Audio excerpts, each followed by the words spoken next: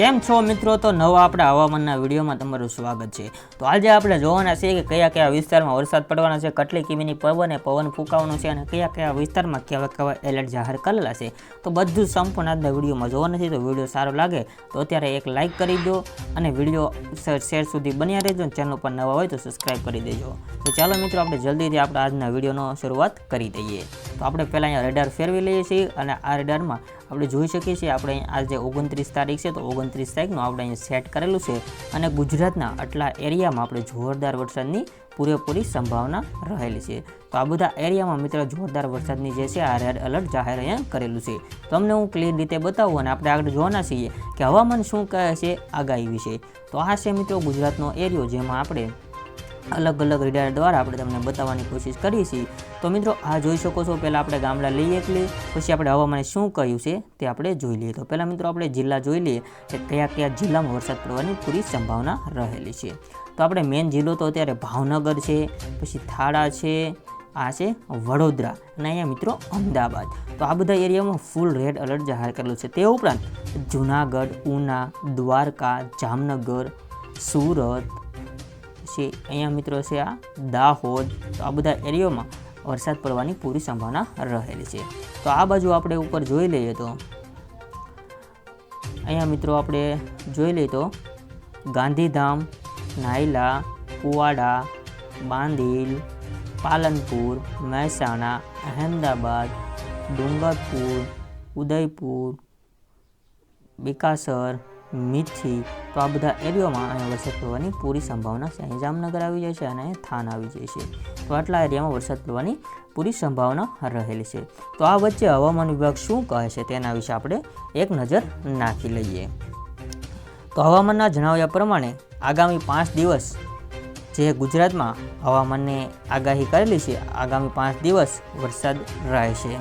તો ગુજરાતના આગામી 5 દિવસ હવામાન વિશે માહિતી આપી તમે જણાવ્યું કે ગુજરાત પર 2 સિસ્ટમ અત્યારે સક્રિય છે। જે હવામાન નિષ્ણાંતે જણાવ્યું તે આપણે આગળ જોઈ લઈએ। તો આપણે અહીંયા મિત્રો અમદાવાદથી સ્ટાર્ટ કરીએ, કેમ કે અમદાવાદ અને ભાવનગરના એરિયામાં ઘણા બધા વિસ્તારોમાં રેડ એલર્ટ જાહેર કરેલું છે। આપણે તમે પણ સ્ક્રીન ઉપર જોઈ શકો છો। તો એ અમદાવાદ સાઈડ નજીક આ નાડિયાદ, ધોલકા, પછી આ મિત્રો છે સુરેન્દ્રનગર છે, અહીંયા કુડા છે। તો આ બધા એરિયામાં અહીંયા વરસાદ પડવાની પૂરી સંભાવના રહેલી છે। તો એ વચ્ચે હવામાન જણાવ્યું છે કે જુલાઈ મહિના દરમિયાન મેઘરાજા જ્યાં વરસ્યા છે ત્યાં મુશળધાર વરસ્યા છે। આવા જુલાઈ મહિના પૂરો થવા જઈ રહ્યો છે, તો તે ઓગસ્ટ મહિનાની શરૂઆત થઈ રહી છે। ત્યાં આગામી દિવસોમાં ગતિશીલ વિધિ શું રહેશે તેના વિશે આપણે આજે વાત કરવાના છીએ। તો હવામાન વિભાગના અભિમન્યુ ચૌહાણે આગામી 5 દિવસ દરમિયાન ગુજરાતના હવામાન વિશે માહિતી આપી છે। તેમણે જણાવ્યું છે કે ગુજરાત પર અત્યારે હાલમાં 2 સિસ્ટમ સક્રિય છે અને તે સિસ્ટમ શું કરી શકે છે તેના વિશે અત્યારે કોઈ માહિતી નથી, પણ 2 સિસ્ટમ સક્રિય છે તેના વિશે માહિતી આપવામાં આવી છે। તો આગામી 3 દિવસ ગુજરાતમાં કેટલી જગ્યાઓએ ભારે વરસાદ જોવા મળી શકે છે તેમણે જણાવ્યું છે કે મિત્રો ગુજરાતના ઘણા વિસ્તારમાં આપણે પણ જણાવ્યું તે પ્રમાણે વરસાદ અહીંયા પડી શકે છે, તે તમે આપણી સ્ક્રીન ઉપર જોઈ શકો છો। ગુજરાતના જણાવ્યા પ્રમાણે ઘણા વિસ્તારોમાં વરસાદ ત્યારે એને પડી શકે છે એવું એણે જણાવવામાં આવ્યું છે। તો આગળ તેમણે જણાવ્યું છે કે આગામી 24 કલાક ગુજરાતના અમુક ભાગોમાં ભારેથી અતિ ભારે વરસાદની આગાહી છે, જેમાં સાબરકાંઠા, અરવલ્લી, મહીસાગર, દાહોદ, પંચમહાલ, છોટાઉદેપુર, નર્મદા, તાપીનો સમાવેશ થાય છે।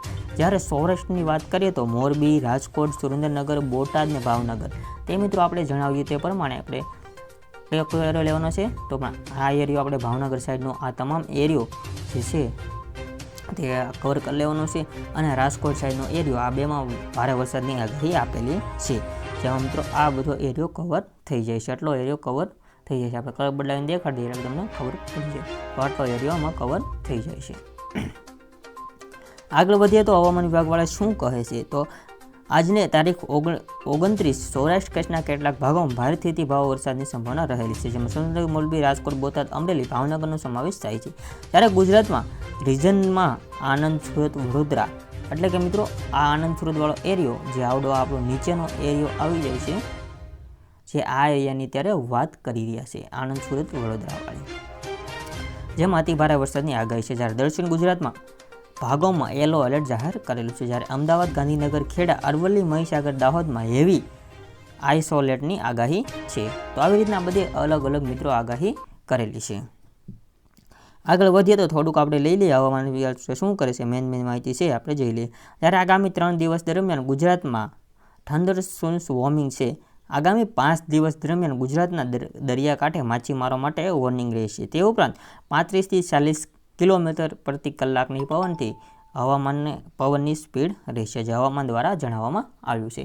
તો આપણે મિત્રો જણાવ્યું તે પ્રમાણે આટલા વિસ્તારોમાં વરસાદ પડવાની સંભાવના પૂરી રહેલી છે અને આટલા એલર્ટ આપેલા છે. તો આજનો વિડીયો કેવો લાગ્યો? હવે આજના વિડીયોને અહીંયા વિરામ આપીએ અને બીજા નવા વિડીયોમાં આપણે તમને માહિતી આપી દઈશું કે કેવું રહેશે અને આગળ શું પરિસ્થિતિ રહેવાની છે. તો આજનો વિડીયો ગમ્યો હોય તો વિડીયોને લાઇક કરી દેજો, કેવો લાગ્યો તે કમેન્ટ બોક્સમાં જણાવજો અને ચેનલ પર નવા હોય તો સબસ્ક્રાઈબ કરી બાજુમાં બેલ બટન પણ દબાવી દેજો. ચાલો મિત્રો, મળીએ આવા જ બીજા વિડીયો સાથે. જય હિન્દ, વંદે માતરમ.